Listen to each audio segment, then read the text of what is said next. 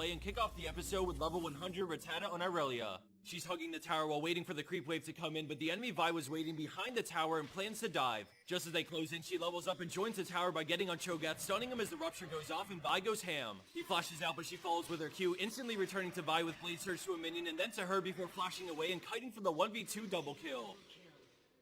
Our next clip takes us out of Summoner's Rift with a high elo rank 3v3 play from Life on Nautilus. His allies are dead, so the enemy team are trying to take Vilemall, but he's here to disrupt them to prevent the snowball. With J4 still on it, Nautilus sees and rushes in, forcing Jarvan to turn as they stack shields, but a great ult keeps Jarvan closest to the spider for some assistant DPS. Jarvan EQs away, but Vilemall pulls them all back in, setting up Nautilus for a 3-man Riptide slow, which allows him to back up and not get targeted. Karma goes down, followed by J4, which leaves him and Orianna to duke it out for the 1v3 triple, plus the added buff that he takes right off their hands a moment later.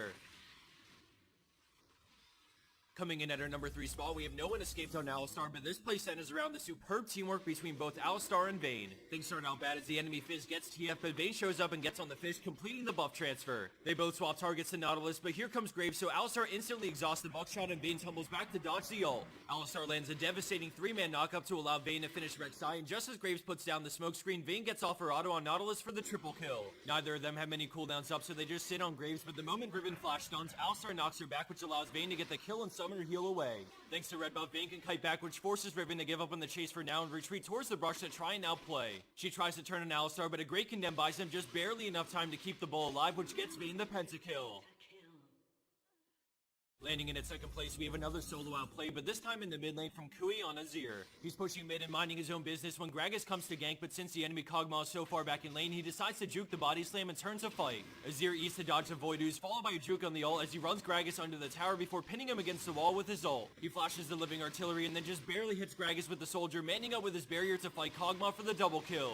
For a brief moment, it looks like Azir might go down, but a final E to his soldier pulls him far enough away to keep himself alive. Let's go back and have another look at some of the highlights of that mechanical outplay in such an intense fight where one wrong move means death. Pay close attention to the jukes and dodges while he finds the right timing to still deal damage and rack up some kills. And for number 1 pro play for this week, we have Jojo McAfro Jr. on Gnar with a sick comeback play despite being behind 7,000 gold. Tension is high because Ashe's bot lane and the enemy team are pressuring Baron, so Gnar groups up with his team, but a hook starts the fight. Jojo builds up his rage bar while retreating back to peel the Lee Sin, but right as he starts to go mega, he breaks line of sight, and then all of a sudden he emerges with a nasty 5-man ult into the wall, chained with a massive wall up, Ashe arrow, and then WQ combo from Alistar, which is just about curtains for red team. Kong snipes out Irelia way in the back for the pentakill as blue team immediately groups up mid for some objectives. That was one of the coolest, unique, and best chain wombos I've ever seen, so let's take a second look before we move on. Everything from the Gnar CC to the arrow splash damage and the E from Kog'Maw added up to cover the gold disparity and get blue team back in this. And for the bonus clip of the week, we have Hoiz on Thresh, and this play has multiple levels that fail for both teams, but in the end, red team comes out victorious. Right now, they're trying so hard to get a kill in the bot lane, but then Thresh lands a sick hook on Alistar, pulling him onto Caitlyn's trap. Shaco E's and Thresh ignites to get Alistar low, flashing over the wall, but he cancels his auto attack and then gets punted over while Shaco deceives to get the kill before taking the Lantern back out. Skarner is coming to try and clean up some kills, so they decide to peace out, but the enemy Vayne goes for the kill and just barely comes up short, dying to the creeps as red team swags out.